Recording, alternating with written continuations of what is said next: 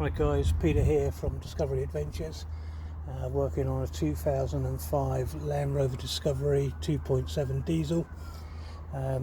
Yesterday I removed all the drive shafts and replaced the front differential extension yoke, which is, I can see it there, the nice clean aluminium shaft goes onto the diff. I had an oil leak on that one, just weeping round where the CV joint goes in, so that one was replaced. Quite straightforward job. I know a lot of people have difficulty separating the CV joint from there, but I found by removing the underbody protection and then giving it a clamp with a bit of 4x2 and a hammer onto the back of the CV, just pops it straight out. Obviously you've got to undo the nut on the front and pull the drive shaft out. Obviously you need to undo this one from the ball joint and swing it away as well to do that, and remove the brake caliper.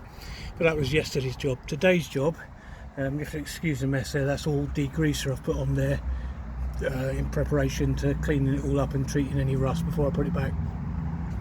So on here you have a bolt going through that way on the control arm there, and the same that way in round the back here for this one here.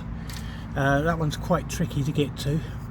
What you need to do before you can actually get to these is you need to remove all the inner wing, all the plastic trim. That all comes off using these plastic clips which just pop out, and again they're cheap to buy, so I would order new ones of those if you haven't got any to replace. So again, that means removing the fender skirting, the plastic trim that goes on the outside and the inside.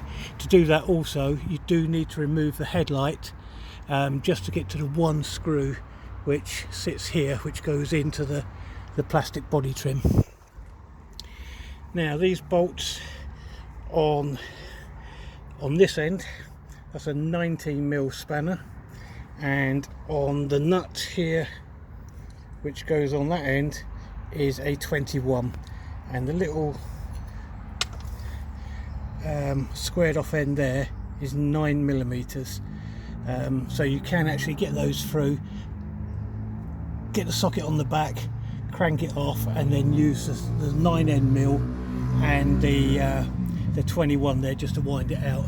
And I managed to do that on the same on the back here because that was quite tricky. I did need to bend back some of the heat shield just to get the socket in on an extension from the back here to hold it initially.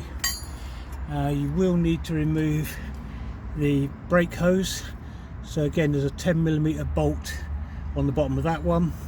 You're going to need to undo the height sensor that just pops off, a rubber, and also your ABS pipe there just all unclips.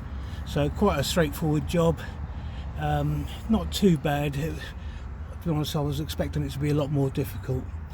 So just need to get the new parts ordered now from Roger Young Land Rover at Saltash in Cornwall, and then I'll get those bits fitted and I'll give you an update once that's completed.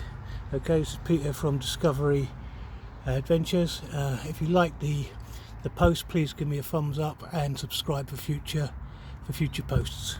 Okay, cheers.